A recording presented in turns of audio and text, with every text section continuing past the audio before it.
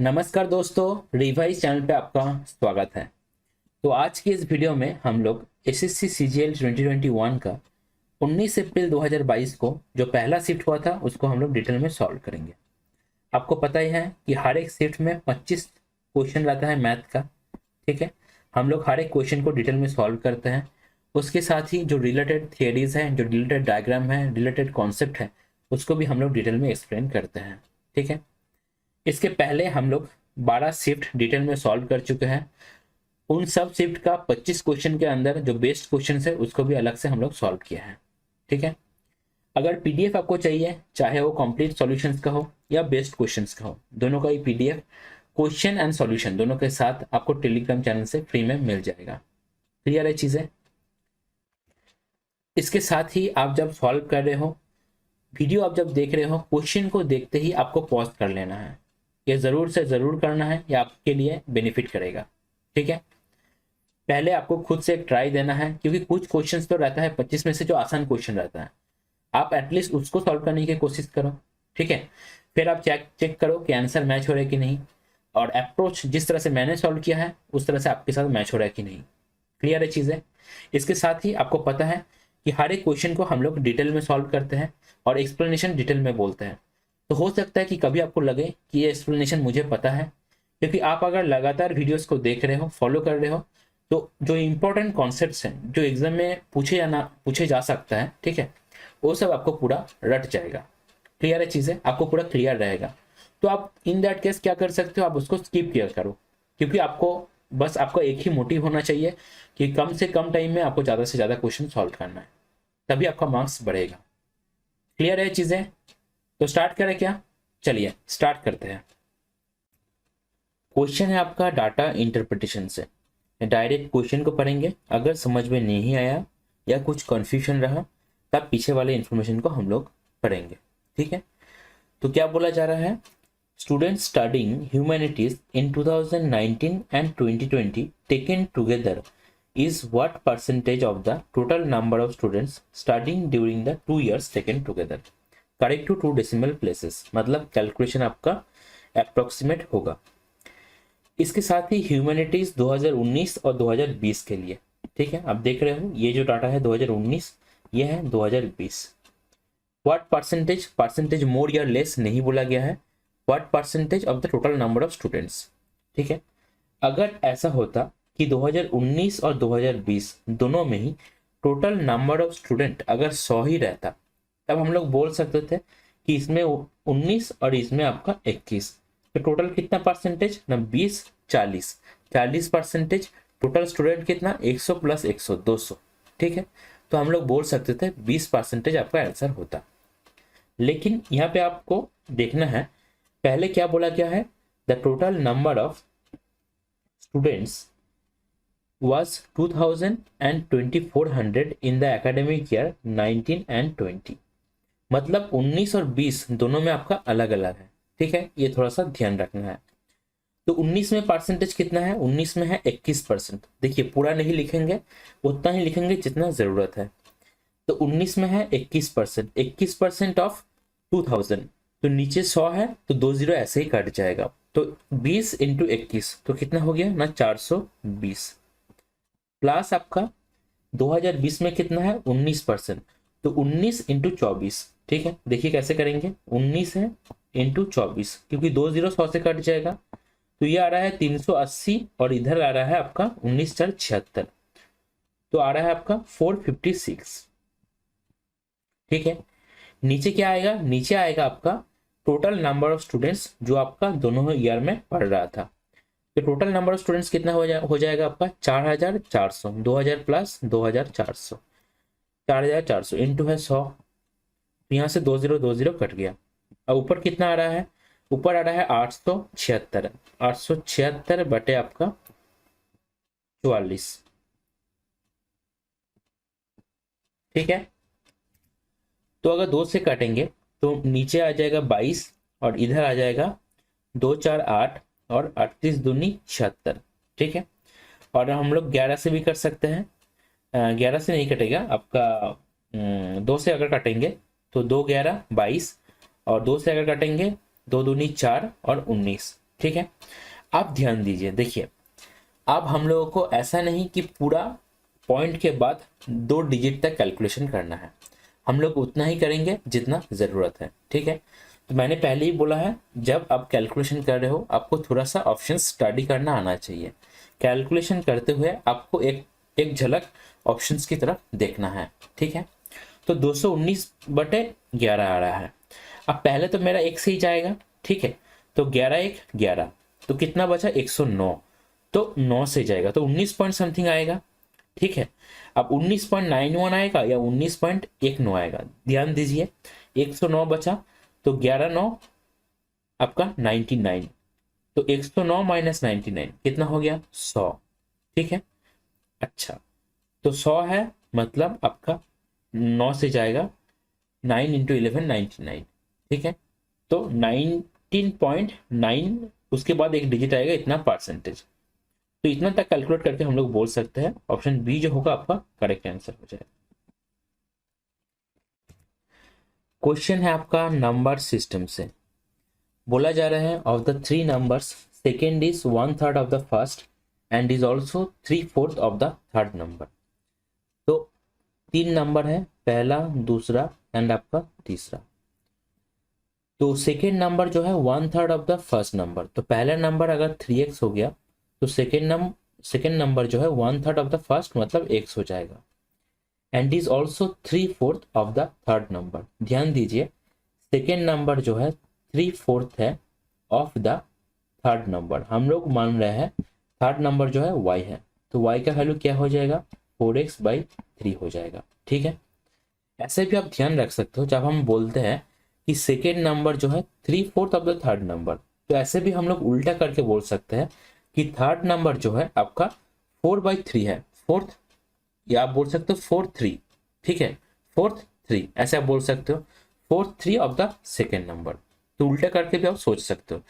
तो अब आपको ऐसे अलग से लिखना नहीं पड़ेगा। ठीक है, अगर आपको कन्फ्यूजन हो रहा है तो आप लिख के देख लीजिए। अच्छा, तो थर्ड नंबर क्या आ जाएगा, थर्ड नंबर आ जाएगा आपका 4x/3। अब बोल दिया गया है the average of 3 numbers is 112, मतलब क्या ना 3x प्लस आपका x प्लस आपका 4x/3, तीनों का समीशन कितना हो जाएगा ना 112 इंटू 3। ठीक है, अच्छा अब देखिए एलसीएम अगर 3 लेंगे तो 9x प्लस 3x प्लस आपका 4x आ जाएगा। ठीक है, तो इसको हम लोग यहाँ पे मल्टीप्लाई कर सकते हैं, 112 इंटू 3 और इंटू एलसीएम जो है 3, तो 9 3 12 और 4 16, तो x का वैल्यू हो जाएगा 16 से अगर काटेंगे तो 16 7 112, तो 7 इंटू 3 इंटू 3, तो 7 3 21, 21 इंटू 3 63।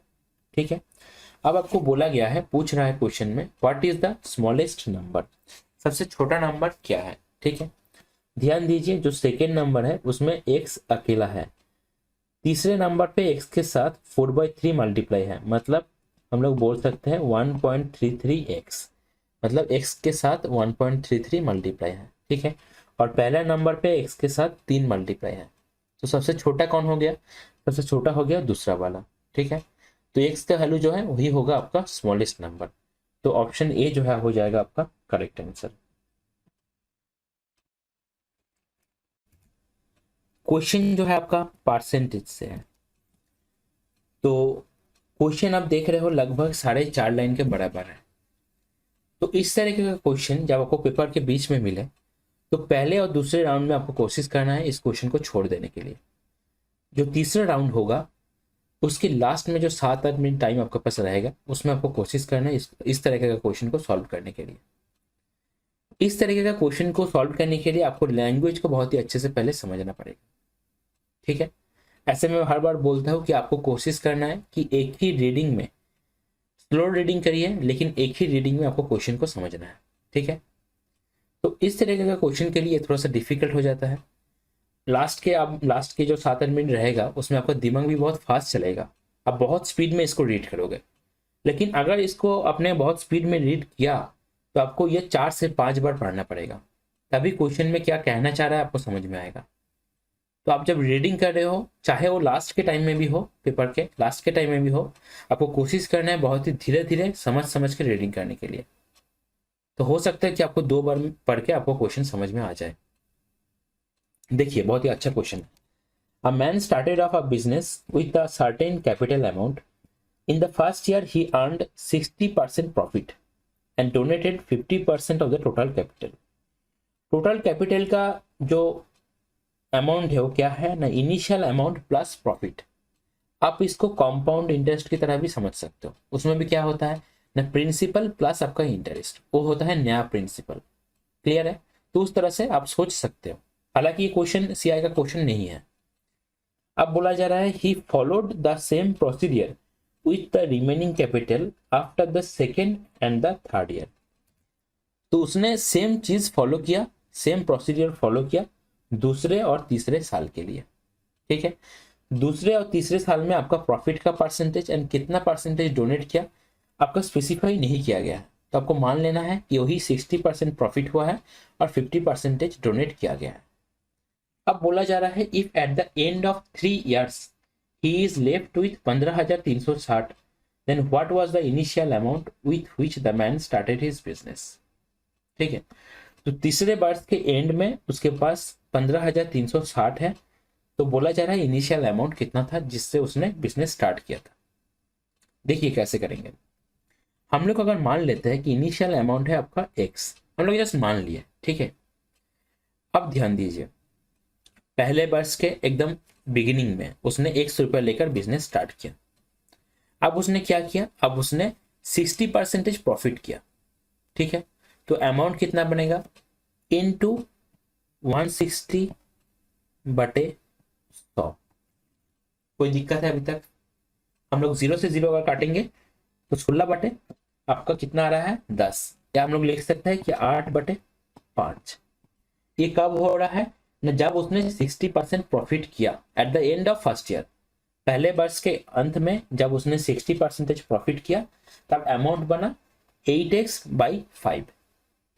अब इसका हाफ क्या करता है, डोनेट कर देता है। ठीक है, हाफ अगर डोनेट कर देगा तो हाफ बचा भी होगा। ठीक है, तो दूसरे वर्ष के पहले इतना अमाउंट लेकर उसने बिजनेस स्टार्ट किया, कोई दिक्कत नहीं, 1 साल हुआ है बस। अभी हम लोग कहां तक पहुंचे हैं ना, दूसरे वर्ष के एकदम पहले। ठीक है, अब फिर से क्या हुआ, फिर से उसने 60% प्रॉफिट किया। तो फिर से अगर 60% प्रॉफिट किया मतलब हम लोग बोल सकते हैं कि 8/5। इसका 8/5 अगर 60% प्रॉफिट हुआ तो अब फिर से क्या किया, फिर से हाफ डोनेट कर दिया। ठीक है, तो हाफ अगर डोनेट कर देगा तो हाफ बचा भी होगा। ये हम लोग कब तक पहुंचे, अभी तक हम लोग पहुंचे दूसरे वर्ष के एंड में, या आप बोल सकते हो तीसरे वर्ष के पहले। तो तीसरे वर्ष में उसने बिजनेस स्टार्ट किया इतना अमाउंट लेकर। क्लियर है? अभी तक प्रोसेस 2 बार हुआ है। 1 साल पहले वर्ष जो है, उसके बाद दूसरा वर्ष हुआ, और तीसरे वर्ष के पहले, या हम लोग बोल सकते हैं दूसरे वर्ष के एंड में, यहां तक आके हम लोग पहुंचे हैं। फिर से क्या हुआ, फिर से 60% प्रॉफिट हुआ, मतलब 8/5, और आधा डोनेट भी कर दिया तो आधा रह भी गया। ठीक है, इसका अमाउंट बोला जा रहा है 15,360। क्लियर है चीजें? तो ये है फर्स्ट ईयर का केस, ये है सेकेंड ईयर का केस, और ये है आपका थर्ड ईयर का केस। क्योंकि आपको बोला जा रहा है if at the end of 3 years he is left with इतना, मतलब तीसरे वर्ष के भी एंड में उसने 60% प्रॉफिट तो किया और 50% डोनेट भी कर दिया, तब उसके पास 15,360 रुपए रहा। क्लियर है? अब करना क्या है, अब हम लोग को एक्स का वैल्यू फाइंड करना है। तो ये हो जाएगा 15,360 इंटू आपका 5 3 बार है तो हम लोग 25 इंटू 5 लिख रहे हैं, और 2 आपका 3 बार है तो 8 लिख रहे हैं, और नीचे क्या है, नीचे 8 जो है 3 बार है, तो 8 से 8 कट गया। ठीक है, आप 8 से अगर काटेंगे तो 8 1 8 तो 73 आ गया, 8 9 72, 8 2 16 और 0। ठीक है, फिर से 8 से काट सकते हैं, तो ये आ रहा है 8 दूनी 16, 3 रह गया, 8 4 32 और 0, मतलब 240 इंटू 125। तो अगर हम लोग 5 से अगर मल्टीप्लाई करेंगे तो 1200 इंटू आपका 25, तो 2 जीरो लास्ट में आ जाएगा। उसके बाद 25 तो 50 और 5 रहेगा तो 30,000। तो 30,000 हो गया एक्स का वैल्यू, ऑप्शन बी हो जाएगा आपका करेक्ट आंसर। मतलब 30,000 रुपये लेकर उसने बिजनेस स्टार्ट किया। अब आप अगर देखोगे 30,000 रुपये लेकर उसने 60% प्रॉफिट किया पहले वर्ष के एंड में, हाफ डोनेट किया, फिर से 60% प्रॉफिट किया, हाफ डोनेट किया, फिर से 60% प्रॉफिट किया, हाफ डोनेट किया। अब इतना आके उसके पास कितना बचा, 15,360। तो क्वेश्चन में क्या बोला जा रहा है ये आपको बहुत अच्छे से समझ, ठीक है। हम लोग इसको उल्टे उल्टे मतलब रिवर्स करके भी कर सकते हैं, जैसे हम लोग इलेक्शन एंड वोटिंग का क्वेश्चन करते हैं। यहाँ पे क्या है ना, लास्ट से हम लोग स्टार्ट करते हैं। तो हम लोग क्या लिखते हैं कि 15,360 जो है, 15,360 जो है ये है हाफ डोनेट करने के बाद, ठीक है। तो डोनेट करने से पहले कितना होगा, इसका दुगना होगा। अब 60% प्रॉफिट हुआ है तो 16 का वैल्यू है ये, और ये है 10 से अगर मल्टीप्लाई करेंगे तो प्रॉफिट होने के पहले कितना अमाउंट है वो मिल जाएगा हम लोग को। तो ऐसे पीछे से भी हम लोग कर सकते हैं, ठीक है। कैलकुलेशन सेम ही है, बस आप देख रहे हो कि एक्स का वैल्यू जब हम लोग फाइंड कर रहे हैं यही आ रहा है, और आपको 2 × 10/16 इसको 3 बार मल्टीप्लाई करना पड़ेगा। तो लॉजिक आपको क्लियर आना चाहिए कैसे हम लोग कर रहे हैं स्टेप बाय स्टेप, ठीक है।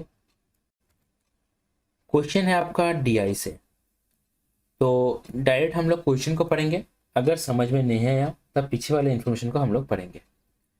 बोला जा रहा है what is the ratio of the total exports of cars of type A in 2016 and 2018। अच्छा, एंड बोला गया है, तो एंड बोला है मतलब आपको बस 2016 एंड 2018 लेना है। यहाँ पे ऐसा भी हो सकता था कि आपको 2 बोल देता, 2016 टू 2018, तब आपको 3 साल लेना पड़ता, 16, 17, 18। तो ध्यान रखना है कि इस तरह का क्वेश्चन में आपको यहाँ पे एंड दिया गया है या 2 दिया गया है। बहुतों के लिए क्या होता है, आप गलती से एंड को 2 और 2 को एंड रीड कर लेते हो, ठीक है। तो बोला जा रहा है to the total exports of cars of type B in 2014 and 2017। तो यहाँ पे भी आपका एंड है। अच्छा, ऐसा भी हो सकता है कि एक जगह एंड दे दे और दूसरे जगह 2 दे दे, ठीक है। तो आपको क्वेश्चन जब आप पढ़ रहे हो ध्यान से पढ़ना है, ध्यान रखना है, गलती ना हो। अच्छा, तो ए है ब्लू वाला और बी है आपका लाल वाला। तो ए है 2016 और 18, तो 16 में 275 और 18 में 300, तो ये कितना आ गया, 575।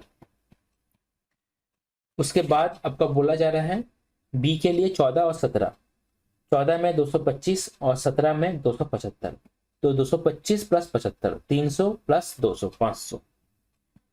तो हम लोग 5 से काट सकते हैं, तो 5 1 5, 5 15 75 और 5 100 500। तो फिर से अगर 5 से काटेंगे तो 5 23 115 और 5 20 आपका 100 आ रहा है। तो ऑप्शन डी हो जाएगा आपका करेक्ट आंसर।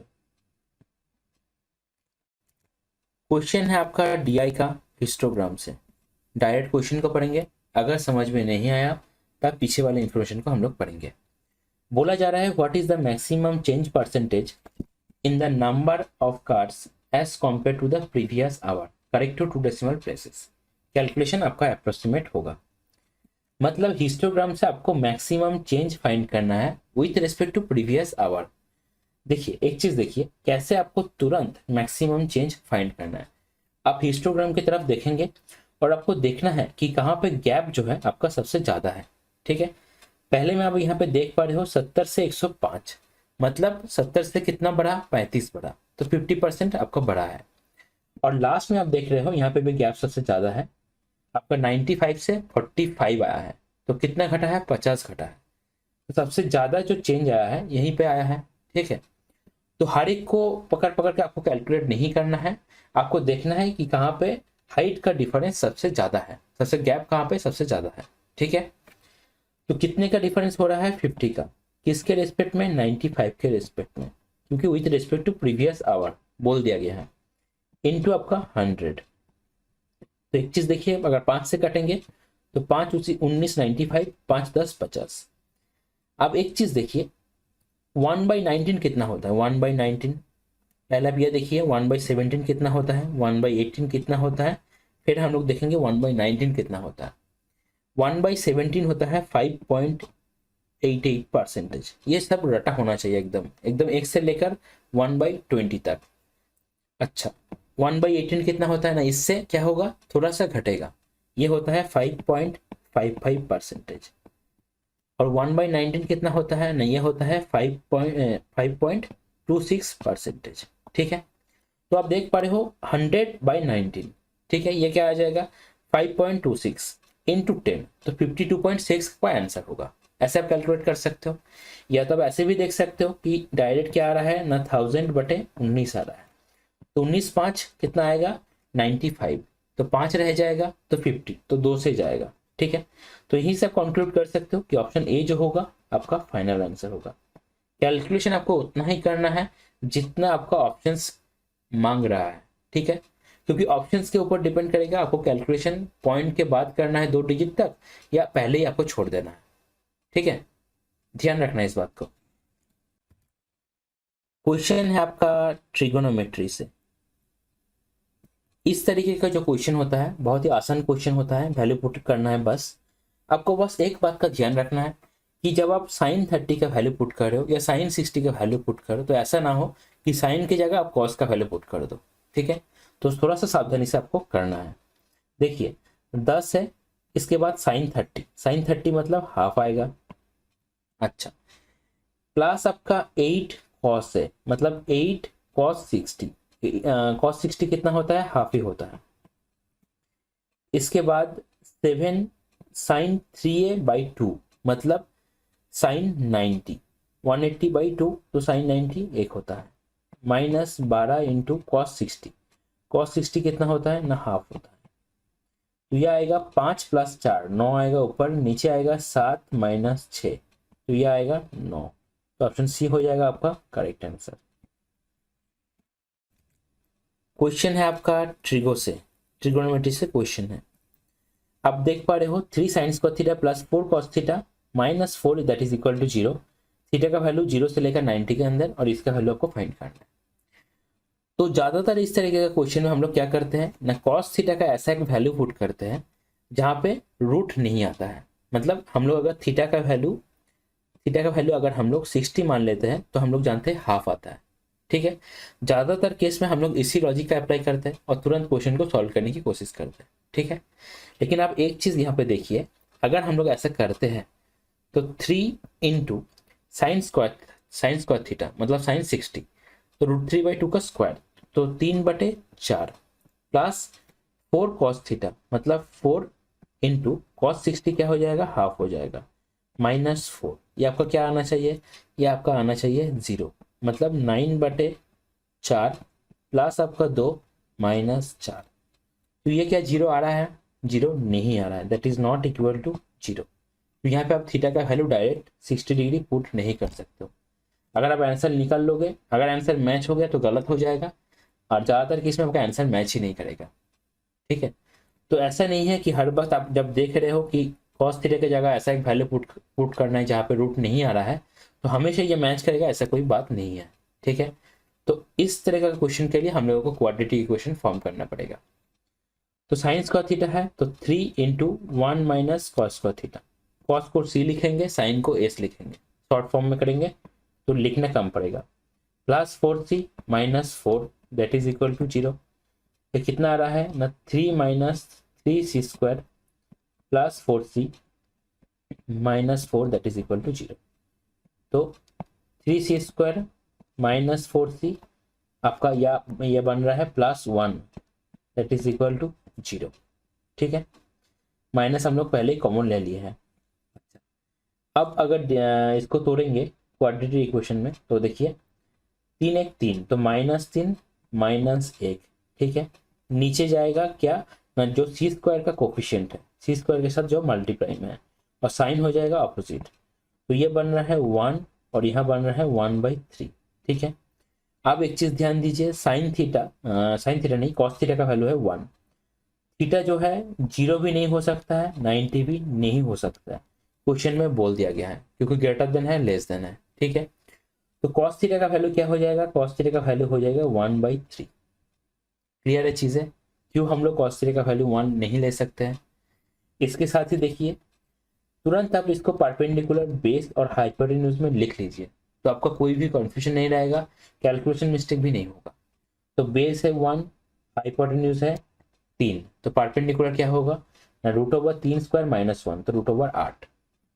अच्छा, कोसेक स्क्वायर थीटा है, तो हाइपोटेन्यूज बाय परपेंडिकुलर, तो 9 बटे आपका कितना आ जाएगा, 8 आ जाएगा, plus cot square theta. Cot theta मतलब कॉस बाई साइन, मतलब बेस बटे आपका परपेंडिकुलर, तो 1/8 आ जाएगा। तो यह आ रहा है 10/8, तो 5 2 से अगर काटेंगे तो 5/4, तो ऑप्शन ए हो जाएगा आपका करेक्ट आंसर। ठीक है, ध्यान रखना है कि ज़्यादातर केस में ऐसे ही theta is equal to 60 degree put करके आंसर मैच कर जाता है, लेकिन कभी कभी अगर क्वाड्रेटिक इक्वेशन इस तरह से दिया रहा तो आपका आंसर मैच नहीं भी कर सकता है। ठीक है, क्वेश्चन है आपका एलसीएम एंड आपका एचसीएफ से। 3 नंबर है जो आपका इस रेशियो में है 3:8:15, दिया एलसीएम दिया गया है और आपको एचसीएफ फाइंड करना है। तो हम लोग बोल सकते हैं तीनों नंबर जो है 3x है, 8x है एंड 15x है। ठीक है, एलसीएम क्या होगा ना, x तो आएगा ही तीनों में कॉमन, उसके बाद 15 के अंदर 3 आ रहा है, ठीक है, और अलग से 8 मल्टीप्लाई करना है, दैट इज इक्वल टू 8280। तो x that is equal to 828/12 आ रहा है, तो 12×6 = 72 और 12×9 = 108। तो x का वैल्यू है क्या है, x का वैल्यू है 69, और आप देख पा रहे हो तीनों जो नंबर है तीनों में आपका 69 मल्टीप्लाई है, तो हम लोग क्या बोल सकते हैं कि एच सेफ हो जाएगा आपका 69, तो ऑप्शन बी हो जाएगा आपका करेक्ट आंसर। क्वेश्चन है आपका डीआई का पाई चार्ट से। डायरेक्ट क्वेश्चन को पढ़ेंगे, अगर समझ में नहीं आया तब पीछे वाले इंफॉर्मेशन को हम लोग पढ़ेंगे। बोला जा रहा है what is the ratio of central angle corresponding to the sales of potatoes, tomatoes and beans together to the central angle combined sales of onions and others. ठीक है, तो बहुत ही आसान है, बस आप जब डाटा को ऐड कर रहे हो ध्यान से करना है। ठीक है, पोटैटो, टोमेटो एंड बीन्स, तो 80, 70 और आपका बीन्स है 45, तो 150, 150 और 45 195 is to onions and others. Onions में कितना है 90 और अदर्स में है 75, तो 165। तो 5 से काटेंगे तो 5 3 15, 5 9 45, और 165 को अगर काटेंगे तो 5 3 15 और 5 3 15, तो 3 से काटेंगे तो 13:11, तो ऑप्शन बी जो है हो जाएगा आपका करेक्ट आंसर। क्वेश्चन है आपका सिंप्लीफिकेशन से। देखिए, ये जो सिंप्लीफिकेशन का क्वेश्चन है थोड़ा सा बड़ा है। ठीक है, ऊपर से बहुत कुछ है इसमें, ब्रैकेट भी है, ऑफ भी है, मल्टीप्लाई भी है और डिवीजन भी है। ठीक है, तो आपको थोड़ा सा ध्यान से करना है। ऊपर वाले पार्ट का न्यूमरेटर का हम लोग अलग से करेंगे और डिनोमिनेटर का हम लोग अलग से करेंगे। क्वेश्चन को हम लोग कॉपी में नहीं लिखेंगे। ठीक है, ध्यान दीजिए कैसे करेंगे। जो ऊपर वाला पार्ट है उसमें हम लोग देख पा रहे हैं 5 और 3 दोनों के नीचे क्या है 8 कर करके है, तो 2/8 आ गया इधर, हम लोग बोल सकते हैं। ठीक है, 2/8 को अगर 3/8 से माइनस करेंगे तो 1/8 आ जाएगा। 1/8 को अगर 3/8 से माइनस करेंगे तो 2/8 आ जाएगा। क्लियर है इतना तक? बस स्टेप आपको देखना है, सब कुछ लिखना नहीं है, सोचना है थोड़ा सा कैसे होगा। ठीक है, यहाँ पे सीधा 2 बन रहा है, 3 से 2 माइनस करेंगे तो 1 आ जाएगा, फिर से 3 से 1 माइनस करेंगे तो 2 आ जाएगा, तो 2/8।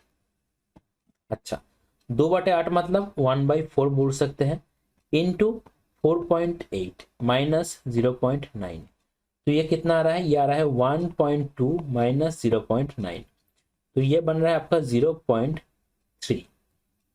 क्लियर है इतना? ये है न्यूमरेटर का। अब डिनोमिनेटर का हम लोग करेंगे अलग से। ऐसा एकदम भी नहीं करना है कि पूरा क्वेश्चन को आप पहले कॉपी में छाप लो, उसके बाद आप स्टेप बाय स्टेप हर एक चीज को लिखते हुए करो। ठीक है, जो क्वेश्चन आपका 30 सेकंड के अंदर बनना चाहिए उसको सॉल्व करने में आपको 1.5 मिनट लग जाएगा। देखिए, यहाँ पे इस तरह का जब क्वेश्चन है आपको पहले फोकस जाना चाहिए कहाँ पे ऑफ है, उसके बाद कहाँ पे डिवाइड है। ठीक है, अब देखिए ये वाला जो पार्ट है ये मल्टीप्लाई से अलग है। ठीक है, तो लेफ्ट वाले पार्ट को हम लोग कर सकते हैं। तो 4 6 24 25, तो 25/6 नीचे क्या है, नीचे है 25, ठीक है। अच्छा, इनटू है 0.2। आप ध्यान दीजिए, ये वाला जो पार्ट है इसमें आपका ऑफ का पहले होगा, मतलब 1/5 ऑफ 50, तो 10 आ जाएगा, 10 इसके नीचे आ जाएगा, ठीक है। तो इंटू 1/10 प्लस आपका यहाँ पे तो बस एडिशन और सब्सट्रैक्शन करना है। तो देख रहे हो आप, 8 अगर एलसीएम होगा तो 3 2 6, तो ये आ जाएगा 5/8। अच्छा, 25 से ये है, अच्छा ये 2.5 था, सॉरी 2.5 था, तो 25 से 2.5 कट गया, नीचे 10 भी कट गया, तो ऊपर कितना बचा, ऊपर है 1/30, ठीक है। नीचे 10 को भेज दिया और 2 से अगर काटेंगे तो 30 दूनी 60 प्लस आपका 5/8। तो अब देख लो यहाँ पे एलसीएम कितना बन रहा है ना, एलसीएम बन रहा है आपका 120 हम लोग बोल सकते हैं, 30 4 और 8 15, तो 75, तो 79/120। ऊपर कितना है, 3/10 इंटू 120/79, ठीक है।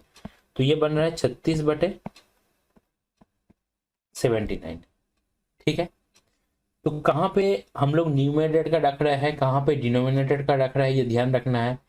जब आप लोग इसको मतलब न्यूमरेटर इंटू डिनोमिनेटर आप जब कर रहे हो तो उल्टा हो जाएगा, ठीक है। ये सब चीज़ ध्यान रखना है।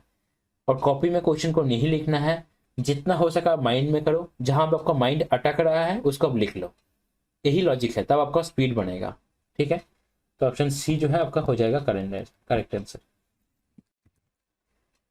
क्वेश्चन जो है आपका ज्योमेट्री से है, ठीक है। बोला जा रहा है एक ट्राइंगल जो है क्या है ना, एबीसी एक ट्राइंगल है, जहां पे डी ई एफ जो है मिड पॉइंट है, साइड बी सी सी ए और ए बी। कहाँ से स्टार्ट हो रहा है देखना है, बीसी का है डी, एसी का है ई, और ए बी का क्या है, ए बी का है आपका एफ। और इसके साथ ही बीसी जो है आपका 14.4 है, सी ए क्या है 15.2 है, और ए बी क्या है 12.4 है, ठीक है। पूछा जा रहा है perimeter of triangle D E F. तो आप देख रहे हो डी ई एफ जो है आपका एक ऐसा ट्राइंगल है जो मिड पॉइंट को जोड़ के बनाया जा रहा है, ठीक है। तो हम लोग डायरेक्ट बोल सकते हैं कि इस ट्राइंगल का जो पेरीमीटर होगा बड़े वाले ट्राइंगल का आधा होगा, ठीक है। आप देख ही सकते हो कि ई एफ जो है आपका, ई एफ जो है आपका बीसी के पैरेलल है, तो बीसी के पैरेलल अगर है उसके साथ ही ई और एफ आपका मिड पॉइंट है, तो ई एफ क्या होगा, बीसी के आधा हो जाएगा। ऐसे ही आपका डीई जो है आपका ए बी के पैरेलल है, उस ऊपर से डी और ई जो है आपका मिड पॉइंट है, तो डी ई ए बी का आधा हो जाएगा। ऐसे ही डी एफ जो है आपका ए सी का आधा हो जाएगा। तो डी ई एफ का जो पेरीमीटर है इसका टोटल का आधा होगा, तो आधा करके हम लोग ऐड करते हैं, तो 12.4 बाई 2, तो 6.2 प्लस आपका 14.4/2, तो 7.2 प्लस आपका 15.2/2, तो 214 और 2 6 12, तो ये आ रहा है 140। बस अगर इसको लेंगे 140 और 6 तो 200, और उधर बन रहा है आपका 4 और 6 10, तो 200, 4 और 6 10, तो 21 आ रहा है, ठीक है 210। अच्छा, आपको सेंटीमीटर में पूछा गया है, तो अच्छा पॉइंट तो एक ही आया होगा, तो पॉइंट के बाद 0 कट जाएगा, तो ऑप्शन सी जो है आपका करेक्ट आंसर हो जाएगा। क्वेश्चन है आपका टाइम एंड वर्क से। बोला जा रहा है 14 man can complete work in 15 days। If 21 men are employed then in how many days they will complete the same work. Time and work का बहुत ही फेमस फॉर्मूला है m into D by V that is equal to constant.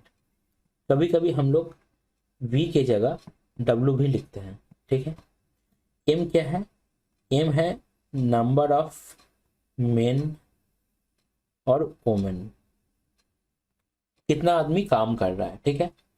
D क्या है, D है आपका number of days, या time भी बोल सकते हो, नंबर ऑफ डेज अगर घंटे में है या मिनट में है तो टाइम भी आप बोल सकते हो। वी क्या है, वी है वॉल्यूम ऑफ वर्क, और वी की जगह अगर हम लोग W लिखेंगे तो ये क्या है, ये है आपका पकड़, मतलब वेजेस। ठीक है, तो हम लोग बोल सकते हैं कि 14 जो है 14 इंटू 15 एम इंटू डी हो गया। वॉल्यूम हम लोग एक मान रहे हैं, total volume of work is 1। 21 men are employed, एक दिन के लिए काम कर रहा है और पूरा काम को खत्म कर रहा है, मतलब वॉल्यूम है 1। तो 3 से अगर कटेंगे, 3 5 15, 3 7 21, 7 दूनी 14, तो एक्स का वैल्यू हो जाएगा 10, X that is equal to 10। तो ऑप्शन ए हो जाएगा आपका करेक्ट आंसर। क्वेश्चन है आपका जियोमेट्री का सर्कल से। बोला जा रहा है P Q and R S are two parallel chords of a circle of length 14 centimetre and 48 centimetre respectively and lie on the same side of the centre. मतलब एक सर्कल है जहां पे आपका सेंटर के एक ही तरफ दो पैरेलल कॉर्ड्स है, नीचे वाला है बड़ा वाला आर एस और ऊपर वाला जो है आपका पी क्यू है छोटा वाला। ठीक है, पी क्यू का लेंथ दिया गया है 14 है और आर एस का लेंथ जो है 48 है। बोला जा रहा है कि if the distance between the chords is 17 centimetre, मतलब अगर मैं ओ से एक परपेंडिकुलर खींचता हूं पी क्यू के ऊपर, तो जो डिस्टेंस है इन दोनों के बीच में ये कितना दिया गया है, ये है 17 सेंटीमीटर। तो आपका रेडियस कितना होगा, रेडियस मतलब आप ओ क्यू भी बोल सकते हो या आप ओ एस भी बोल सकते हो, दोनों सेम ही बात है। ठीक है, या आप ओ एस भी बोल सकते हो। ठीक है, दोनों ही आपका रेडियस है। तो पहली बात, ये जो क्वेश्चन है इस पर्टिकुलर टाइप का क्वेश्चन को दो तरह से पूछा जाता है। एक तो ये वाला हो गया, यह है पहला वाला टाइप 1। ठीक है, और दूसरा एक होता है जिसका मैं यहाँ पे बोल रहा हूँ, आपको देख लीजिए आप, जहां पे क्या होता है ना सेंटर के ऑपोजिट में। ठीक है, यहाँ पे क्या है, यहाँ पे सेंटर के एक ही तरफ है दोनों कॉर्ड। दूसरे वाले में क्या है ना सेंटर के ऑपोजिट में दो कॉर्ड रहता है एक दूसरे के पैरेलल। ठीक है, जैसे ये है पी क्यू और ये है आपका आर एस, और दोनों के बीच में डिस्टेंस कितना है, मान लेते हैं दोनों के बीच में डिस्टेंस जो है आपका डी है। क्लियर है, यहाँ पे डी जो है कितना है, 17 है। तो क्वेश्चन आपका दोनों में से किसी भी टाइप से पूछा जा सकता है, या तो दोनों कॉर्ड आपका सेंटर के एक ही तरफ होगा जो पहला वाला केस है, या आपका दोनों कॉर्ड दूसरे तरफ होगा। दोनों में ही आपको पूछता है कि रेडियस कितना होगा। यहाँ पे रेडियस है ओ क्यू या आप बोल सकते हो ओ एस। ठीक है, बात आपको रेडियस पूछ सकता है, आपको ये भी पूछ सकता है कि दोनों कॉर्ड में से किसी का लेंथ भी आपको पूछ सकता है। ठीक है, मतलब 3 डाटा है, एक है आपका दोनों कॉर्ड का लेंथ, 2 डाटा हो गया, और एक है रेडियस। तो तीनों में से 2 दिया रहेगा, एक आपको पूछ लेगा। ठीक है, तो इसका जो शॉर्टकट है उसको पहले अच्छे से समझ लीजिए। ठीक है, अगर शॉर्टकट क्लियर रहा तब क्वेश्चन को करने में आपका 15 से 20 सेकंड लगेगा। लेकिन अगर आपको शॉर्टकट से आप नहीं कर रहे हो, बेसिक से कर रहे हो एक्स पकड़ के, तब आपको थोड़ा सा टाइम लग सकता है कैलकुलेशन में। ठीक है, तो शॉर्टकट क्या है ना, जब आपका दोनों कॉर्ड सेंटर के एक ही तरफ है तब जो डिस्टेंस है, डिस्टेंस अगर वो दोनों कॉर्ड का जो लेंथ का डिफरेंस बटे 2 हो गया। ठीक है, मतलब डिस्टेंस क्या है, are S minus P Q by 2, दोनों कॉर्ड का डिफरेंस बाई 2 अगर ये हुआ, तब इफ डी इजिकल टू इतना हुआ, देन हम लोग बोल सकते हैं, देन जो रेडियस होगा वो होगा आपका दोनों का स्क्वायर का समेशन, आर एस का स्क्वायर प्लस आपका पी क्यू का स्क्वायर बाई 2। ठीक है, ये है पहले वाले केस के लिए। जो दूसरा वाला केस है, इसमें अगर ऐसा होता है, इफ डिस्टेंस जो है अगर आपका दोनों का साम के बराबर है, दोनों का साम डिवाइडेड बाई 2। ठीक है, मतलब P Q plus R S by आपका 2, देन आर क्या हो जाएगा, आर हो जाएगा आपका root over P Q square plus R S का स्क्वायर बाई 2। क्लियर है बात, तो ये लॉजिक आपको क्लियर रहना चाहिए। ध्यान रखना है, अगर डिस्टेंस ऐसा हुआ, दोनों डायग्राम मैंने अलग अलग से ड्रॉ किया है, अगर डिस्टेंस ऐसा हुआ दोनों का डिफरेंस बाई 2, तब रेडियस ये हो जाएगा। इस वाले डायग्राम के लिए, पहले वाले डायग्राम के लिए अगर डिस्टेंस आपका दोनों का समेशन बटे 2 हुआ इस वाले डायग्राम के लिए, तब रेडियस जो है ये हो जाएगा। यहाँ पे आपको ये भी ध्यान रखना है कि 2 जो रहता है ये आपका रूट के बाहर रहता है। अगर रूट के अंदर आप 2 को लोगे तो ये 4 हो जाएगा। क्लियर है बात? लेकिन ये तभी होगा जब आपका डिस्टेंस मतलब इस तरह से मैच करेगा। अगर इस लॉजिक से मैच नहीं कर रहा है, अगर ऐसा होता है कि d naught is equal to P Q plus Q R S by 2 या d naught is equal to R S minus P Q by 2, ठीक है, अगर ऐसा भी हो सकता है तब आपको बेसिक से कैलकुलेशन करना पड़ेगा, जो पाइथागोरस लगा के हम लोग करते हैं। मतलब इसको x मान लेते हैं और दोनों इक्वेशन फॉर्म करते हैं और वहां से हम लोग को वैल्यू मिल जाता है। ठीक है, क्लियर है बात? अगर ऐसे नहीं हुआ तब बेसिक से आपको करना पड़ेगा। लेकिन मैं आपको बोल दूं 95% क्वेश्चन में इस टाइप का जो क्वेश्चन है 95% केस में आपका इस लॉजिक से ही आंसर आ जाएगा। ये एक्चुअली कुछ भी नहीं है, ये बस डायरेक्ट रिजल्ट है। ठीक है, लेकिन जो 5% बचा है, ठीक है, तो ऐसा हो सकता है कि कभी क्वेश्चन ऐसा आ जाए जहां पे डी का वैल्यू ऐसे आपका मैच ना करे, मतलब डिस्टेंस का वैल्यू ऐसे आपका मैच ना करे, तब आपको बेसिक से सॉल्व करना पड़ेगा पाइथागोरस लगा के। क्लियर है बात? ऐसा भी हो सकता है कि क्वेश्चन इस 5% से ही आए, क्योंकि पहले भी ऐसा एक क्वेश्चन प्रीवियस ईयर में आ चुका है जहां पे आपका लॉजिक ऐसे मेंटेन नहीं रहता है, मतलब डी का वैल्यू आप लोग ऐसे मैच नहीं करा सकते हो। ठीक है, अगर मैच नहीं करेगा तब आपको बेसिक से करना पड़ेगा। क्लियर है बात? अच्छा, अब आंसर देख लेते हैं। आंसर क्या हो जाएगा ना, आर जो है that will be root over P Q square. P Q कितना है 14, 14 का स्क्वायर कितना 196 प्लस आपका 48 का स्क्वायर। आपको बार बार बोला जाता है कि 1 से लेकर 50 तक सबका स्क्वायर एकदम रटा होना चाहिए, तो ये उसका एप्लीकेशन है। ठीक है, जितना जल्दी आप स्क्वायर को याद रखोगे, जितना जल्दी आप लिखोगे, जितना जल्दी आपको याद आएगा उतना जल्दी आप क्वेश्चन को सॉल्व करोगे। तो 48 का स्क्वायर कितना होता है ना 2304, 49 होता है 2601 बटे आपका 2 बाहर रहना चाहिए। तो ऊपर कितना आ रहा है 4, अगर ऐड कर देंगे 196 के साथ तो 200 आ जाएगा, 200 प्लस 2300 तो 2500, रूट ओवर 2500 तो 50 बटे 2। तो आर का वैल्यू कितना है, आर का वैल्यू हो जाएगा आपका 25। क्लियर है बात?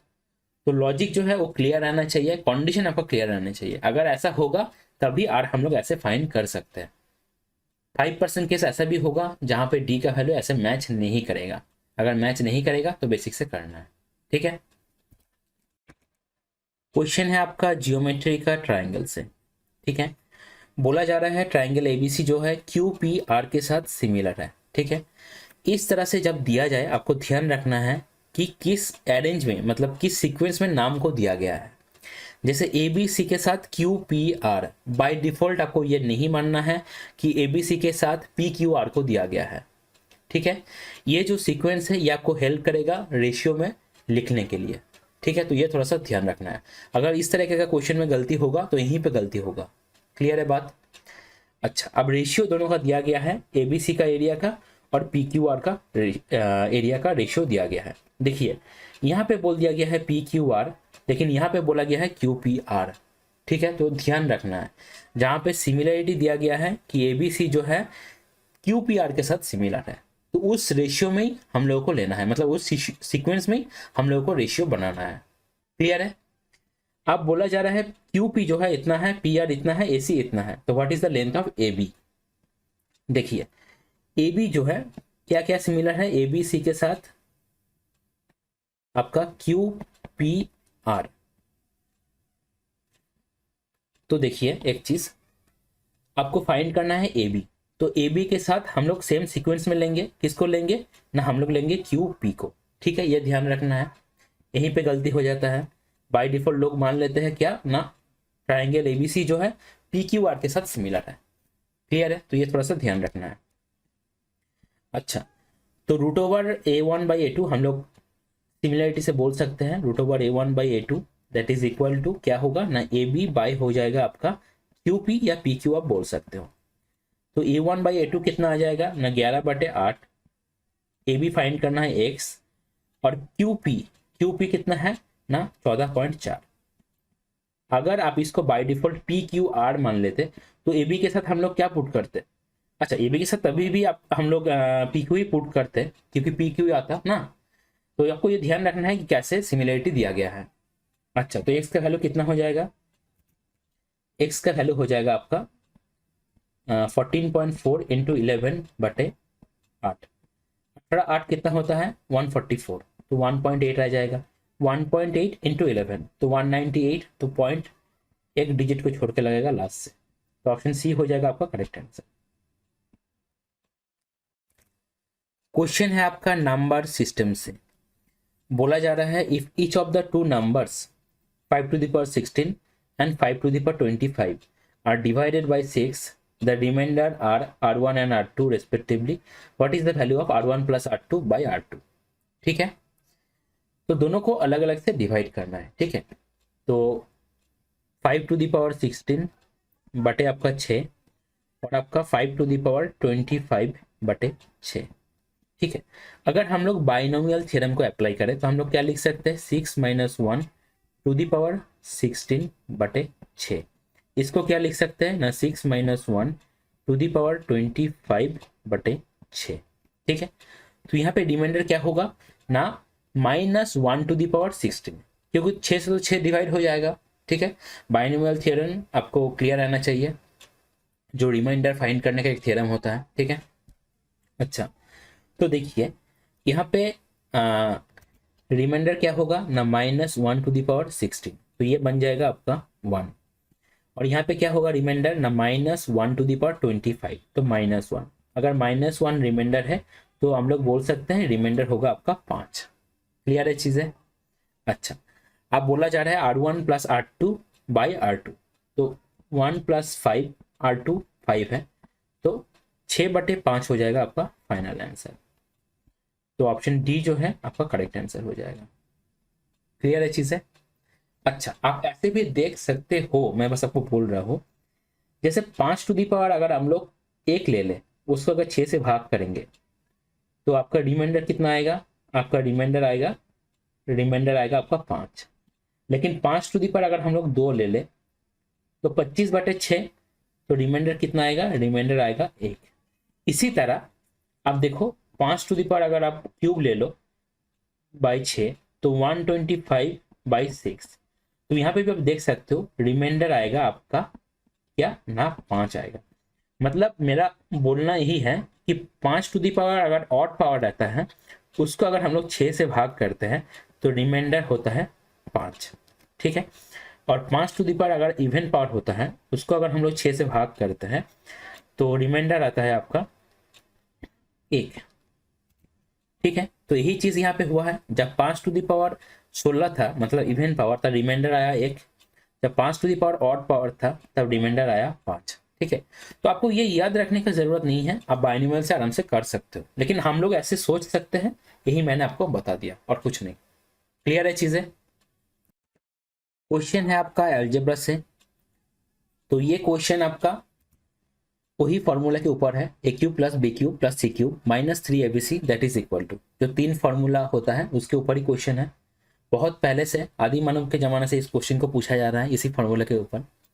ठीक है, तो 3 फॉर्मूला अगर हम लोग एक बार पहले देख लेते हैं, अगर किसी को कन्फ्यूजन है तो थोड़ा सा देख ले और इसको अच्छे से रट ले। ठीक है, अगर किसी को कन्फ्यूजन नहीं है तो क्वेश्चन को सॉल्व करें, स्किप करके आगे बढ़ जाए। क्लियर है चीजें। आपको बस एक ही चीज आपके दिमाग में रहना चाहिए, that is self practice, self practice, self practice. कम से कम टाइम में ज्यादा से ज्यादा क्वेश्चन आपको सॉल्व करना। ठीक है, तो देखिए फॉर्मूला कैसा है ना, A cube plus B cube plus C cube minus 3abc, तीनों ही फॉर्मूला पे पहले रहता है a plus B plus C. ठीक है, तीनों ही फॉर्मूला पे जो पहला फॉर्मूला है और जो लास्ट फॉर्मूला है ये थोड़ा सा सिमिलर टाइप का है। यहाँ पे a² plus b² plus c² है, दो जो है अंदर है तो बाहर कुछ नहीं आएगा, minus ab plus bc plus C है। अगर 2 को हम लोग बाहर लेके आए ऐसे तो 3 को भी हम लोग बाहर लाएंगे, तो a plus B plus C का whole square minus 3 into ab plus B C plus C है। ठीक है, और जो बीच का फॉर्मूला है ये सबसे आसान है, जिसमें पहले तो a प्लस बी प्लस सी रहता है, उसके बाद हाफ रहता है, ध्यान रखना है। और a माइनस बी का whole square plus b minus C का whole square plus c minus a का होल स्क्वायर। क्लियर है चीज़ें? देखिए सॉल्व कर लेते हैं। तो सिंपल फॉर्मूला है, बस पुट करना है। तो a plus B plus C पहले आएगा 7। अब उसके बाद हम लोग a plus B plus C का स्क्वायर कर रहे हैं, तो 49 minus 3 into A B B C C A, तो माइनस 24, 3 8 24। तो ये 7 इंटू 5 2, ठीक है, तो 175। अच्छा, आप ये भी बोल सकते हो जब आप देख रहे हो बस सिंपल है, कुछ नहीं है, A cube plus B cube plus C cube minus 3 A B C है, तो आंसर जो होगा ऑब्वियस बात है ए प्लस बी प्लस सी का आपका मल्टीपल होगा, कोई दिक्कत नहीं है इसमें, ठीक है। तो बिना सॉल्व किए भी हम लोग बोल सकते हैं कि जो आंसर होगा 7 से डिविजिबल होगा। क्लियर है बात? तो आप देख पा रहे हो चारों जो ऑप्शन है आपका एक ही ऐसा ऑप्शन है 175 जो 7 से डिविजिबल है। तो इस तरीके का सोच आपको रखना है, इस तरीके का अप्रोच आपको सोचना है। आपको ऐसे सोचना है कि हाँ मैं ऐसे भी सोच सकता हूँ, इस क्वेश्चन को ऐसे भी करा जा सकता है। क्लियर है? अगर इस तरीके का अप्रोच आप अपने अंदर डेवलप करोगे तो आप बहुत कम टाइम में क्वेश्चन को सॉल्व कर पाओगे। क्लियर है बात? तो ऑप्शन डी हो जाएगा आपका करेक्ट आंसर।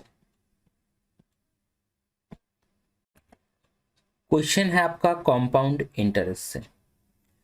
तो बोला जा रहा है sum of ₹18,000 becomes 21,780 after 2 years on compound interest compounded annually. Compounded annually मतलब कोई टेंशन नहीं है।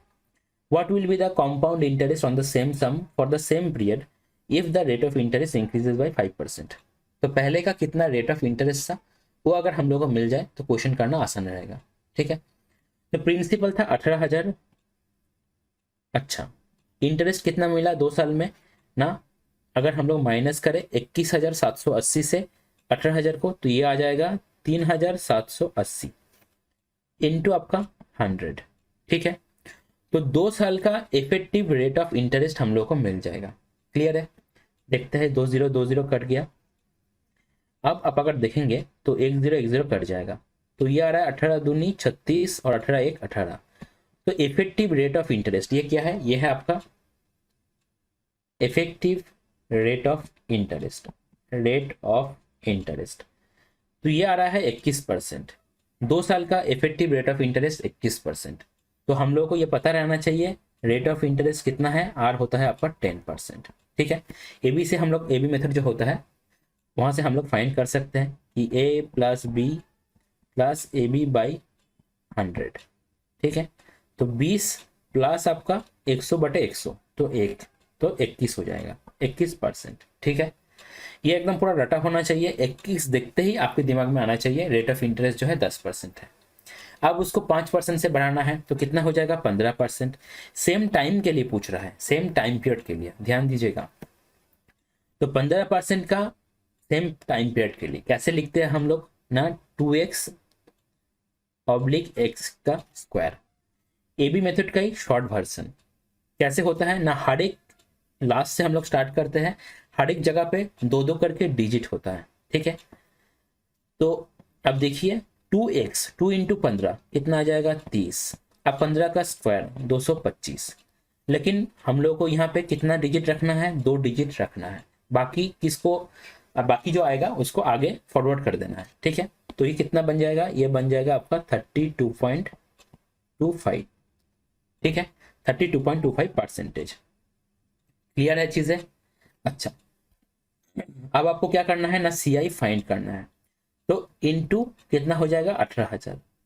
ठीक है, तो दो, अब देखो, अब एक चीज देखिए, आप कैलकुलेशन कैसे करेंगे ना, 2 0 तो आपका ऐसे ही कट जाएगा 100 के साथ। ठीक है, तो मल्टीप्लाई आपको क्या करना है ना, 32.25 के साथ 180 का करना है। लेकिन मैंने आपको बार बार बोला है कि जीरोस के बारे में आपको उतना सोचना नहीं है। आप बस क्या करो, आप पहले ये कर सकते हो 32 इंटू 18 कर लो बस। ठीक है, तो कितना आएगा 540 प्लस आएगा आपका 36, तो 576 आ रहा है। अब 0.25 अभी तक हम लोग छोड़ के रखे हैं, मतलब इससे थोड़ा सा ज्यादा होगा। क्लियर है बात? तो ऐसे आप देख सकते हो 576 है, तो जीरो तो एक आएगा ही इसके लास्ट में, तो ऑप्शन सी हो जाएगा आपका करेक्ट आंसर। तो आप देख पा रहे हो आपको उतना ही कैलकुलेशन करना है जितना क्वेश्चन करने का आपको जरूरत है। बहुत लोग क्या करते हैं, 4 डिजिट से 4 डिजिट मल्टीप्लाई करते हैं घर में और पेज को भर लेते हैं और सोचते हैं कि मैंने बहुत ज़्यादा कैलकुलेशन कर लिया। लेकिन आपको एग्जाम में यह ज़रूरत है कि नहीं, वो भी तो आपको सोचना है। क्लियर है कि नहीं? मैं बार बार बोलता हूँ, आप कितना कैलकुलेशन करोगे वो डिपेंड कर रहा है आपको कैसे ऑप्शंस को दिया गया है। ठीक है, ऑप्शंस अगर उस तरीके से दिया रहेगा कि आपको डेढ़ एंड तक कैलकुलेशन करना पड़े तो आपको करना पड़ेगा। हालांकि वो बहुत कम कम होता है। अगर 100 क्वेश्चन रहता है उसमें से 7-8 क्वेश्चन ऐसा रह सकता है अभी के टाइम में जहाँ पे आपको एकदम एंड तक कैलकुलेशन करना पड़े। लेकिन आप अगर लॉजिक अप्लाई कर रहे हो, आप अगर सही से अप्रोक्सीमेट कर रहे हो, तो आप बहुत पहले ही उतना मतलब डेढ़ एंड तक नहीं जाना है, उससे पहले ही आप आंसर टिक कर सकते हो। अभी तक हम लोग 0.5 छोड़ के रखे हैं, तो हम लोग ये भी कर सकते हैं कि 180 इंटू 0.25 मतलब 1/4। तो ये कितना आएगा? ये आएगा आपका 45। 4×4 = 16, 4×5 = 20। तो 45 अगर ऐड करोगे तो आप देखो 5805 आ रहा है। लेकिन इतना करने का ज़रूरत है ही नहीं। ठीक है, आपको दिखाना नहीं है किसी को कि मुझे कैलकुलेशन आता है और मैं एंड तक अच्छे से करता हूँ बिना काटाकुटी करके। ठीक है, क्वेश्चन है आपका परसेंटेज से। बोला जा रहा है ए इन्वेस्टेड 30% मोर देन बी। अच्छा, तो ये है ए, ये है बी। तो ए इन्वेस्टेड 30% मोर देन बी, तो बी 100 करता है तो ए 130 करता है। बी इन्वेस्टेड 40% लेस देन सी। ध्यान दीजिए, बी इन्वेस्टेड 40% लेस देन सी, मतलब अगर सी, देखिए 40% पहले ये समझिए। 40% क्या होता है? 40% होता है आपका 2/5। अब 40% लेस, 40% लेस मतलब कितना हो जाएगा ना, 3/5। क्योंकि 5 में हम लोग 2 घटा रहे हैं तब 40% लेस बन रहा है। ठीक है, तो ये सब चीजें जो है एकदम क्लियर रहना चाहिए माइंड में, तभी क्वेश्चन का स्पीड आपका बढ़ेगा। तो सी अगर 5 करता है तो बी 40% लेस मतलब 3 करता है, तो 3 का वैल्यू अगर 100 हो जाएगा तो 5 का वैल्यू होगा 500/3। देखिए आप लैंग्वेज में ध्यान दीजिए, बोला जा रहा है less than see who invested ₹8,000। Who किसके बाद है? सी के बाद। ठीक है, रीजनिंग में आपका रिलेशनशिप से जब क्वेश्चन आता है ऐसे बोला जाता है कि हु का मतलब क्या है, तो हु का मतलब होगा जिसके बाद हु है, मतलब सी का। तो सी इन्वेस्टेड 8,000। आपको पूछ रहा है the average of the total income invested bye all of them together. अच्छा, तो हम लोग बोल सकते हैं कि 500/3 का वैल्यू जो है ये कितना है? 8,000। आपको एवरेज फाइंड करना है। क्लियर है चीजें? तो हम लोग एक काम कर सकते हैं, हम लोग पहले एवरेज निकल लेते हैं। ठीक है, तो 130 प्लस आपका 100, 230 होगा। 230 प्लस आपका 500/3, तो ये कितना हो जाएगा ना, 690 प्लस आपका 500/3। ठीक है, तो अगर एवरेज होगा तो 3 से फिर से डिवाइड करना है, मतलब 6 और 5 11, 1190/9, ये है एवरेज का वैल्यू। ठीक है, अच्छा ये 8,000 है ना, तो 1190 आपका 9 का वैल्यू कितना आ जाएगा ना, 8,000 बटे आपका 500 इंटू 3 इंटू 1190 आपका 9। ठीक है, तो 2 0 कट गया, 5 16 हो गया और 3 3 हो गया। ठीक है, अब देखिए ये हो जाएगा 3 या हो जाएगा 5.33 हो जाएगा। 3 5 15, एक रह जाएगा, 1/3 क्या होता है? 0.33। तो अगर 5 से मल्टीप्लाई करेंगे तो 0.95 और 5 आ रहा है। ठीक है, अब इसके साथ 0.33 मतलब क्या? 1/3। तो हम लोग ये बोल सकते हैं कि 1190/3 करना है। ठीक है, और इसके साथ ऐड करना है, तो 3 3 9, 2 रह गया 29, 3 8 24, 3 9 27। तो फिर से आपका कितना रह गया ना, 2 रह गया, तो 27 और 2 रह गया, 3 6 18। ठीक है, 0.66, 2 रह जाएगा लास्ट में, तो 2/3 0.66। तो 396 अगर ऐड करेंगे तो देखिए 6 9 और 5 14 के 4 और 1 रह गया, 62 63। तो 6346 हो जाएगा, ऑप्शन ए हो जाएगा आपका राइट आंसर। ठीक है, यहाँ पे आप देख रहे हो क्वेश्चन जो है कैलकुलेशन आपको लगभग एंड तक ही करना पड़ा, क्योंकि क्वेश्चन ऐसा ही डिमांड कर रहा था। अब देख रहे हो आपका यहाँ पे आ रहा है 5,900 50। उसके बाद कुछ भी ज़्यादा करके कुछ भी हो सकता है, लेकिन सब जो है आंसर 6000, 6100, 6200, 6300, 6400 करके है। ठीक है, तो कैलकुलेशन उतना ही करना है जितना ज़रूरत है। क्वेश्चन है आपका अलजेब्रा से। आप देख पा रहे हो A cube plus B cube दिया गया है, ए प्लस बी दिया गया है, root over 1 minus A B आपको फाइंड करना है। अच्छा, इस तरीके का क्वेश्चन में कभी कभी होता है कि हम लोग देखते ही वैल्यू पुट कर सकते हैं, लेकिन कभी कभी होता है कि वैल्यू पुट करना थोड़ा सा मुश्किल होता है। अब पहला 5-10 सेकंड ट्राई करो वैल्यू पुट करने का। अगर आपके दिमाग में नहीं आ रहा है तो तुरंत फॉर्मूला से कर लो, क्योंकि क्वेश्चन को सॉल्व करने से मतलब है और जल्दी सॉल्व करने से मतलब है। अगर वैल्यू पुट सोचने में ही आप टाइम गवा दोगे तो आपका सॉल्व करने में भी टाइम बहुत ज़्यादा लग जाएगा। ठीक है, ऐसे आप यहाँ पे देख सकते हो कि a प्लस बी जो है आपका 2 है, ऊपर से ए क्यूब प्लस बी क्यूब कितना है 218। तो अगर a को हम लोग 6 मान ले तो 6 क्यूब होता है 216, और b को 1 मान ले तो 217 तक हम लोग पहुंच सकते हैं। लेकिन a प्लस बी जो है 2 है, तो आपको सीधा समझ में आ रहा है कि दोनों में से एक जो है आपका नेगेटिव में है। ठीक है, तो मुश्किल हो जाएगा थोड़ा सा फाइंड करना, तो सीधा हम लोग फार्मूला में ब्रेक करेंगे। तो a cube plus B cube क्या होता है, ए प्लस बी का होल क्यूब, तो 2 का cube 8 minus 3ab into a plus b that is equal to 218। तो ये कितना आ रहा है ना, आप देख पा रहे हो -6ab, ये आ रहा है 210। तो ए बी का वैल्यू कितना आ रहा है, ए बी का वैल्यू आ रहा है आपका 70/2, मतलब -35। -35 आ रहा है ए बी का वैल्यू, मतलब ए और बी में से एक तो नेगेटिव है एक पॉजिटिव है। ठीक है, तो 1 प्लस ए बी तो 36, रूट ओवर 36 दैट इज 6, तो 6 हो जाएगा आपका फाइनल आंसर। क्वेश्चन है आपका 3D मेंसुरेशन से।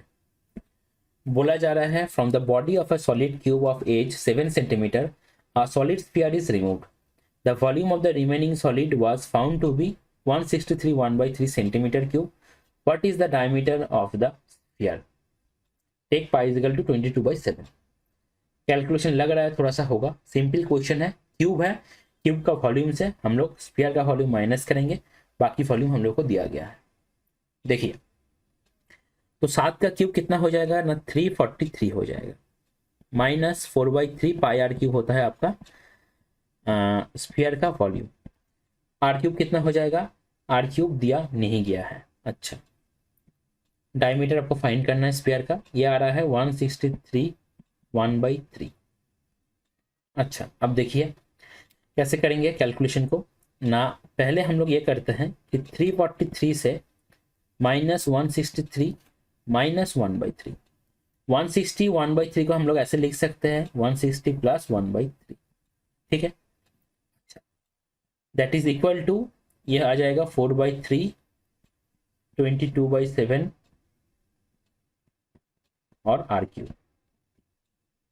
तो 343 से 163 अगर माइनस करेंगे तो कितना आएगा ना, 34 - 16 कितना आता है 18, 18 और 0, तो 180 - 1/3, 180 - 1/3 कितना हो जाएगा ना, 179 आप ले लीजिए और एक को छोड़ दीजिए तो 2/3, तो 179 2/3 ये आ रहा है, दैट इज इक्वल टू 4/3 22/7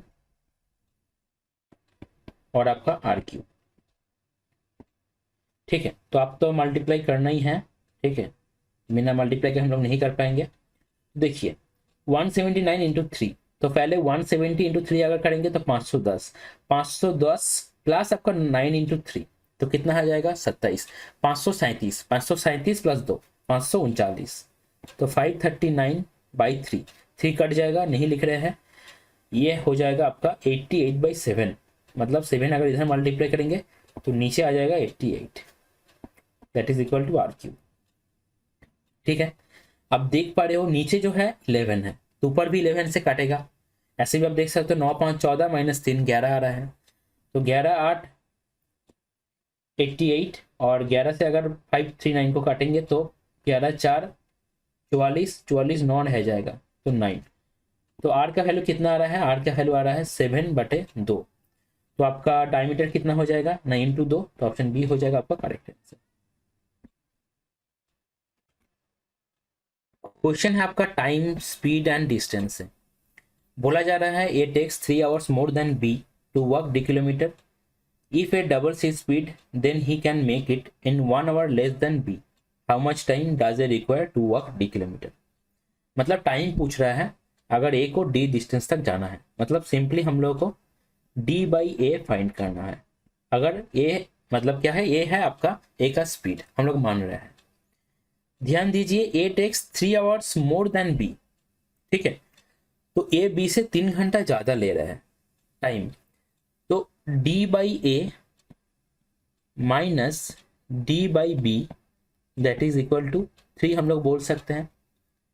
इसके बाद ए ने अपना स्पीड को डबल किया और 1 घंटा कम ले रहा है बी से, तो बी ज्यादा टाइम ले रहा है, तो डी बाई बी पहले आएगा माइनस आपका d by 2a that is equal to 1 हम लोग बोल सकते हैं। क्लियर है? अच्छा, अब देखिए हम लोग को फाइंड क्या करना है ना, डी बाई ए फाइंड करना है। तो अगर दोनों को हम लोग ऐड कर दे तो डी बाई बी कट जाएगा। अच्छा, तो डी बाई ए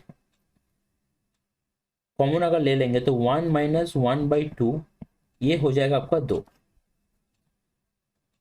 तो ये हो जाएगा आपका, सॉरी 2 नहीं होगा 4 होगा क्योंकि ऐड कर रहे हैं दोनों को। तो डी बाई ए का वैल्यू आ जाएगा आपका 2 को अगर उधर मल्टीप्लाई करेंगे इधर हाफ आएगा तो 8 आ जाएगा। फाइनल आंसर ऑप्शन सी हो जाएगा आपका करेक्ट आंसर। क्वेश्चन है आपका ट्रिगोनोमेट्री का हाइट एंड डिस्टेंस से। हाइट एंड डिस्टेंस से क्वेश्चन हमेशा आसानी आता है, बस आपको लैंग्वेज को अच्छे से पढ़ना है, धीरे धीरे पढ़ना है, समझते हुए पढ़ना है, ठीक है। एक ही रीडिंग में आपको कोशिश करना है कि समझ जाने के लिए। देखते हैं, the length of the shadow of on the ground of a tall tree of height 30 metre is 10√3 metre. तो टॉल ट्री है, उसका शैडो जो है यहाँ है, शैडो का लेंथ 10√3 और टॉल ट्री का हाइट है 30। What is the angle of elevation of the sun. तो हम लोग मान रहे हैं सन जो है इधर है, तो सन अगर इधर रहेगा तो आपका एंगल ऑफ एलिवेशन क्या है सन का, ये एंगल आपको फाइंड करना है, ठीक है। देखिए अगर आपको 60-30-90 जो ऑपरेशन मैं हर बार आपको याद करवाता हूँ वो अगर याद रहा तो इस क्वेश्चन को करने में आपको 10 सेकंड लगेगा, अदरवाइज इसको करने में आपको 25 से 30 सेकंड लग जाएगा अगर आप टैन कॉट ये सब लेके सॉल्व करोगे तो, ठीक है। देखिए ध्यान दीजिए, ये एंगल जो है, ये एंगल के मतलब ये जो एंगल है इसके उल्टे तरफ क्या है 10√3 और इस एंगल के उल्टे तरफ है 30। तो अगर ये एंगल आपका 30 डिग्री हुआ तो ये हो जाएगा 60 डिग्री। तो हम लोग देख सकते हैं कि 30 डिग्री के उल्टे तरफ अगर ए है तो 60 डिग्री के उल्टे तरफ क्या होता है ना, √3a होता है। तो √3 इंटू 10√3 30 होता है, ठीक है। तो एंगल ऑफ एलिवेशन हो जाएगा आपका ऑप्शन ए 60 डिग्री, ठीक है।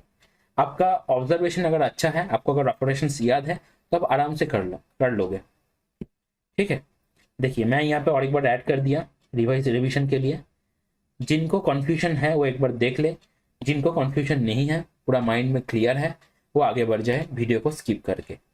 देखिए यहाँ पे 45-45, जब 45-45 रहेगा तो अपोजिट जो साइड है वो हो जाएगा इक्वल ए करके, और 90 के अपोजिट हो जाएगा √2a। आप ये भी मान सकते हो कि ये पूरा एक स्क्वायर है, तो ये अगर ए है, ये अगर ए है तो ये हो जाएगा आपका √2a। क्लियर हुआ? इसके साथ ही आप ये भी देख सकते हो जब 30 के उल्टे तरफ a है तो 60 के उल्टे तरफ आता है √3a, 90 के उल्टे तरफ आ जाएगा 2a, ठीक है। मतलब 30 के उल्टे तरफ जो है उसके साथ अगर 2 मल्टीप्लाई करेंगे तो वो आ जाएगा 90 के उल्टे तरफ। 30 के उल्टे तरफ जो है 60 के उल्टे तरफ उसका √3 टाइम्स आ जाएगा, तो √3 इंटू a/√3 तो ये आ जाएगा। 90 के उल्टे तरफ क्या होगा ना 2a/√3, ठीक है। 30 के उल्टे तरफ जो है उसको अगर 2 से मल्टीप्लाई करेंगे तो 2a/√3 आ जाएगा। क्लियर है? ये सब जो ऑपरेशंस है किसके ऑपोजिट में क्या आएगा, ठीक है, 90 के ऑपोजिट में क्या आएगा, 60 के ऑपोजिट में क्या आएगा, ये सब एकदम, ये तीनों फिगर आपको अगर रटा हुआ रहा तो हाइट एंड डिस्टेंस का क्वेश्चन कैसा भी दे दे आपको करने में 30 सेकंड लगेगा। लेकिन अगर ये क्लियर नहीं रहा माइंड में कि कौन सा √3 है कौन सा ए है, कौन सा 2a है, कौन सा a/√3 है, तब आपका टाइम लग जाएगा। ठीक है, तो टाइम एंड डिस्टेंस को जल्दी सॉल्व करने के लिए ये ऑपरेशन आपको बहुत अच्छे से माइंड में रहना चाहिए। क्वेश्चन है आपका प्रॉफिट एंड लॉस से। तो बोला जा रहा है a shopkeeper offers his customers a discount of 10% on an item marked at a price of rupees 400 which was a little damaged. He offered additional discount of 10%. At what price is the item available to the customer? तो दो बार discount दिया गया है 10% 10% करके। ठीक है, तो एक तो काम हम लोग कर सकते हैं कि एडिशनल मतलब दोनों को मिला के नेट डिस्काउंट कितना दे रहा है। ठीक है, उसके बाद हम लोग जो प्राइस कस्टमर को दिया जाएगा वो हम लोग कैलकुलेट कर सकते हैं। या सबसे आसान जो है आप 400 ले लो, पहले 10% डिस्काउंट तो 10 से 9, उसके बाद फिर से 10% डिस्काउंट तो 10 से 9। ठीक है, तो 20 कट जाएगा तो 81 इंटू 4 आ जाएगा आपका फाइनल आंसर 324। ऑप्शन बी हो जाएगा करेक्ट आंसर। और आप अगर नेट डिस्काउंट फाइंड करते तो ए बी मेथड से आप करते A plus B minus A B by 100। तो अब देख लो कि 10 + 10 20 माइनस उधर 100 माइनस 100/100 तो -1, तो 19% डिस्काउंट दे रहा है। ठीक है, तो पेमेंट कितना करना पड़ेगा? 100 में अगर 19 डिस्काउंट देगा तो पेमेंट करना पड़ेगा 100 - 19 तो 81 आपको पेमेंट करना पड़ेगा। ठीक है, तो 81% ऑफ कितना ना 400, तो 20 कट जाएगा तो ही आएगा 324। ऐसे भी आप कर सकते हो, लेकिन ज़्यादा आसान यही वाला रहता है। क्लियर है, क्योंकि यहाँ पे आप डायरेक्ट ऐसे मल्टीप्लाई करते हुए लिखोगे और आंसर आपका आ जाएगा। क्वेश्चन है आपका प्रॉफिट एंड आपका लॉस से। तो बोला जा रहा है the profit earned by selling an article for ₹832 is equal to the loss incurred when the article is sold for ₹448। What should be the selling price to make a profit of 10%। ठीक है, देखिए एक चीज आप समझिए, आपको बोला जा रहा है 832 में अगर बेचते हैं तो जितना प्रॉफिट होता है, अगर 448 में बेचते हैं तो उतना लॉस भी होता है। तो हम लोग क्या नहीं बोल सकते कि जो प्राइस है, जो कॉस्ट प्राइस है, वो इन दोनों के एकदम बीच में है? ये हम लोग बोल सकते हैं कि नहीं, बताओ? मतलब 832 से जितना उसका गैप है 448 से भी उसका गैप उतना ही है। तो दोनों का अगर एवरेज फाइंड कर ले तो हम लोग को कॉस्ट प्राइस मिल सकता है, क्योंकि दोनों का एवरेज जो होता है वो दोनों के बीच का नंबर होता है। क्लियर है? ऐसा आप सोच सकते हो, सोचने का बस अलग अलग नजरिया है। तो 448 और 832 दोनों को अगर ऐड करेंगे तो 1200 आ रहा है, 1200 प्लस इधर 70 प्लस 10 तो 1280/2, तो कॉस्ट प्राइस हो जाएगा आपका 640। 640 अगर कॉस्ट प्राइस है, बोला जा रहा है सेलिंग प्राइस क्या होगा अगर 10% प्रॉफिट करना है, तो इंटू 11/10, तो 64 इंटू 11 कितना हो जाएगा ना 704। तो ऑप्शन डी जो है हो जाएगा आपका करेक्ट आंसर।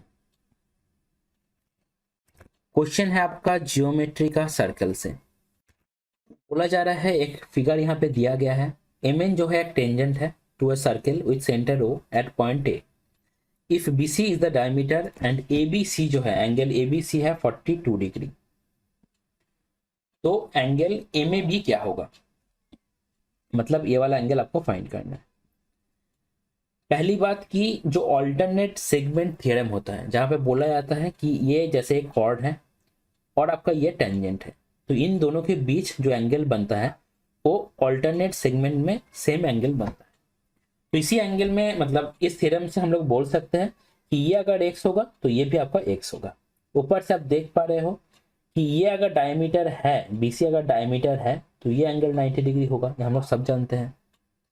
तो अगर ये 90 डिग्री है तो 42 प्लस x, इसका वैल्यू क्या है 90 डिग्री, तो x का वैल्यू क्या हो जाएगा आपका 90 - 48, तो x हो जाएगा आपका 48 डिग्री। ऑप्शन बी हो जाएगा आपका करेक्ट आंसर। क्लियर है? और आप ऐसे भी सोच सकते हो, ऐसे भी सोच सकते हो, देख लो एक बार कि जैसे अगर हम लोग टेंजेंट जहां पे टच कर रहे हैं सर्कल को, उस पॉइंट से अगर सेंटर को जोड़ते हैं तो ये वाला एंगल कितना बनता है? 90 डिग्री बनता है।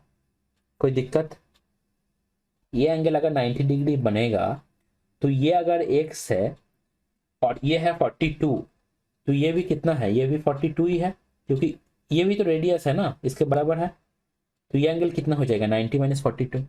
तो सेम बात है, ऐसे भी आप सोच सकते हो। क्लियर है चीज़ें? ये था आपका इस वीडियो का लास्ट क्वेश्चन। इसके साथ ही इस लेक्चर को हम लोग यहीं पे एंड करेंगे। वीडियो के अंदर जितना भी क्वेश्चन है उसका क्वेश्चन एंड सॉल्यूशन दोनों ही आप लोग पीडीएफ के फॉर्मेट में टेलीग्राम ग्रुप से डाउनलोड कर सकते हो at free of cost. Telegram group का लिंक आपको डिस्क्रिप्शन में मिल जाएगा, वहाँ से टेलीग्राम ग्रुप में जाकर आप पीडीएफ को डाउनलोड कर सकते हो। इसके साथ ही अगर किसी को लगता है कि किसी भी क्वेश्चन में इससे भी बेटर अप्रोच हो सकता है तो आप कमेंट कर सकते हैं। इसके साथ ही हम लोग का टीम का जो मेल आईडी है रिवाइज properly@gmail.com, यहाँ पे भी आप लोग मेल भी कर सकते हैं। अगर आपका कोई पर्टिकुलर सजेशन भी है तो भी आप लोग मेल कर सकते हैं। क्लियर है? अब क्वेश्चन आता है कि कैसे हम लोग वीडियोस को अपने काम में लें, अच्छे से यूटिलाइज करें, कैसे हम लोग वीडियो से प्रैक्टिस करें। ठीक है, ये भी थोड़ा सा समझ लीजिए। देखिए ये सब बहुत बेसिक सा चीज़ है, लेकिन बहुत लोगों का क्या होता है कि पूरा प्रॉपर आइडिया नहीं रहता है, तो थोड़ा सा वो लोग भटक जाता है। ठीक है, चीज़ों को करता है लेकिन प्रोसेस जो होता है थोड़ा सा सही नहीं रहता। तो प्रैक्टिस कैसे करना है समझ लीजिए। आपने वीडियो को स्टार्ट किया, वीडियो को स्टार्ट करने के बाद क्वेश्चन को देखते ही आपको पॉज कर लेना है। पॉज करके आपको क्वेश्चन को सॉल्यूशन करना है। ठीक है, हो सकता है कि आपका अप्रोच बेटर ना हो सकता है आपको टाइम ज़्यादा लगे लेकिन किसी भी तरह आपको आंसर तक पहुंचना है। इसके बाद आपको वीडियो को देखना है। अगर आपने देखा कि अप्रोच कुछ बेटर है आपसे, तो आप सीख लीजिए अप्रोच को अच्छे से, क्या किया गया है समझ लीजिए। ठीक है, अगर देखा कि सही अप्रोच है आपका भी और वीडियो का भी, तब आप आगे बढ़ जाइए। ठीक है, ये पॉज वाला बात बहुत ज़्यादा इंपॉर्टेंट है। हर एक क्वेश्चन में आपको पॉज करके ज़रूर से ज़रूर खुद से खुद आपको पहले ट्राई करना ही है, तभी आपको ये प्रैक्टिस काम में आएगा। क्लियर हुआ बात? ओके, नेक्स्ट देखिए, जितना क्वेश्चन है उसका आपने पहली बार वीडियो के साथ प्रैक्टिस तो किया, लेकिन कुछ क्वेश्चन ऐसा होगा जहाँ पे क्वेश्चन जो है एक ही फ्लो पे आपका नहीं बनेगा। अब ये जो फ्लो टूट रहा है ये किसी भी तरह से हो सकता है। हो सकता है कि आपको क्वेश्चन नहीं बने आपसे, हो सकता है क्वेश्चन को आपने मिसरीड किया, आपको सॉल्व करने में ज़्यादा टाइम लग गया, हो सकता है आपको कैलकुलेशन मिस्टेक हुआ। ठीक है, किसी भी तरह का फ्लो टूटने वाला अगर बात हुआ, मतलब क्वेश्चन मेरा पहला फ्लो में नहीं बना, अगर ऐसा हुआ तो तुरंत आपको उस क्वेश्चन को मार्क कर लेना है और एटलीस्ट 1 वीक का गैप देना है। गैप देने के बाद उस क्वेश्चन को रिवाइज करना है।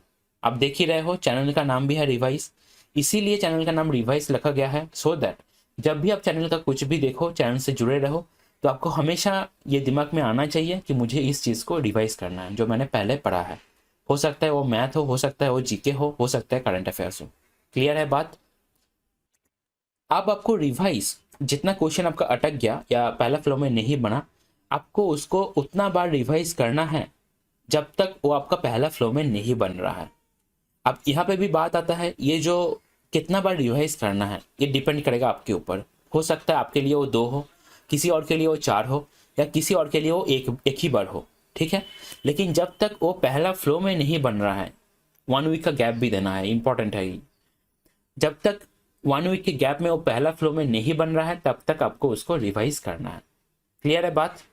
खुश रहिए, अपने स्वास्थ्य का ध्यान रखिए और फिलहाल अभी ज़्यादा टेंशन मत लीजिए, मेहनत करते रहिए एंड सही टाइम का वेट कीजिए। Thank you.